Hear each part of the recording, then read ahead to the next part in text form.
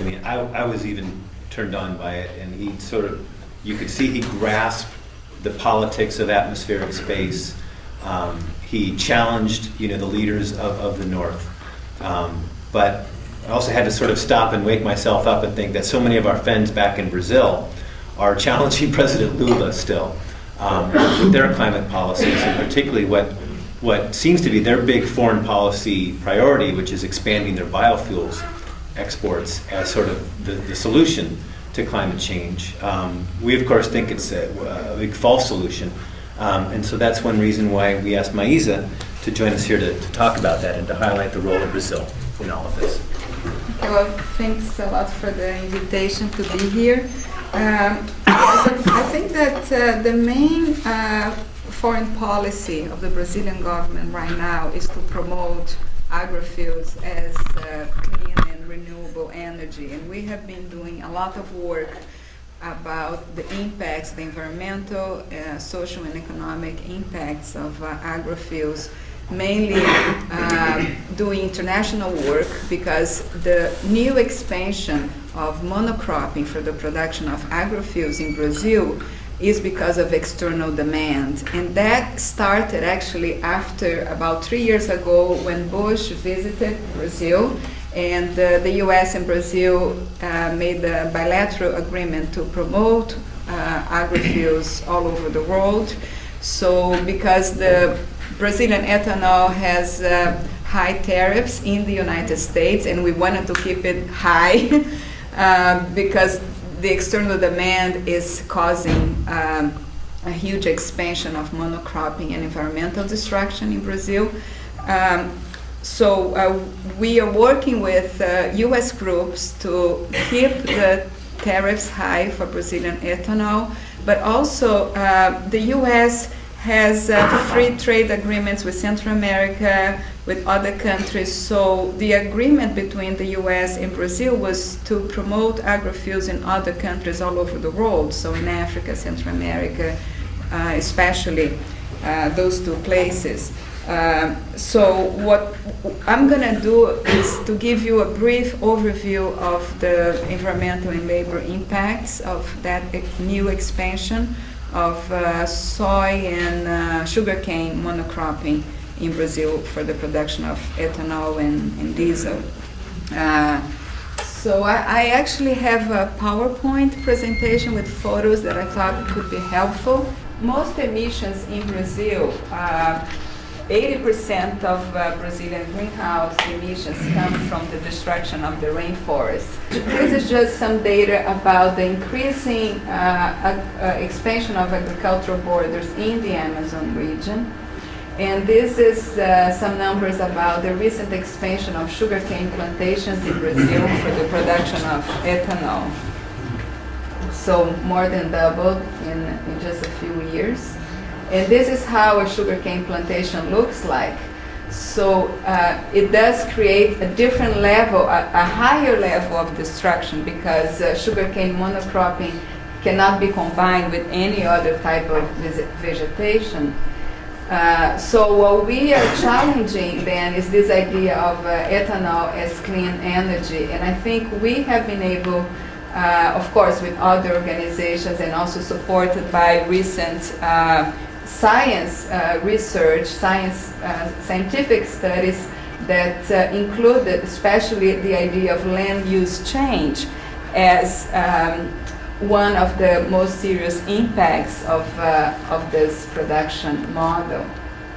So this is a picture of the Brazilian savanna being destroyed by the sugarcane plantations.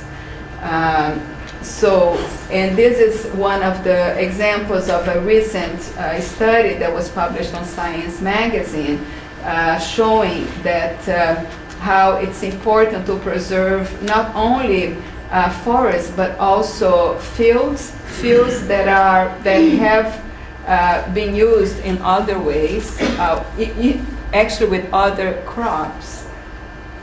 And this is also data from official data about hunger in Brazil. So there is this idea that Brazil has just all this empty land out there that can be used for agrofuels, and what we are saying is that no, because there is still a huge number of people who live either in suffer from hunger or from food insecurity, meaning that they might have food today, but they don't know if they will have access to food tomorrow. So that's what the concept of food insecurity is about.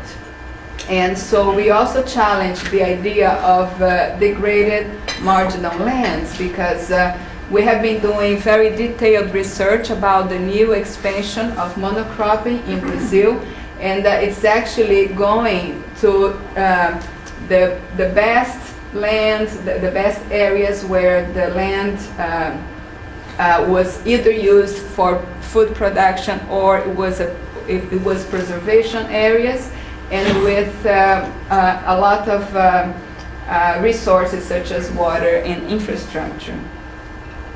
So, and this is also an example of use of water for sugarcane production by irrigation. So the impact on rivers and water sources is huge.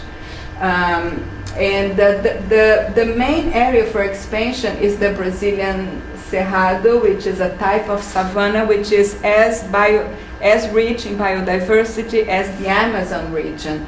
And and that's where most rivers have their springs in Brazil, so there is a huge impact on rivers and native Cerrado vegetation. So also what we say is that the ethanol industry generates unemployment, because another form of propaganda the companies use is that it creates jobs, but actually when you have one sector of the economy controlling all the land and natural resources, you create unemployment, and of course the situation of sugarcane workers is horrible. So there's just some data about labor exploitations and deaths of workers from overworking. They die of exhaustion in the sugarcane fields. These are also some pictures of sugarcane workers. And also slave labor. So there have been about, just in 2 years, over 6,000 workers found in slavery conditions at sugarcane plantations.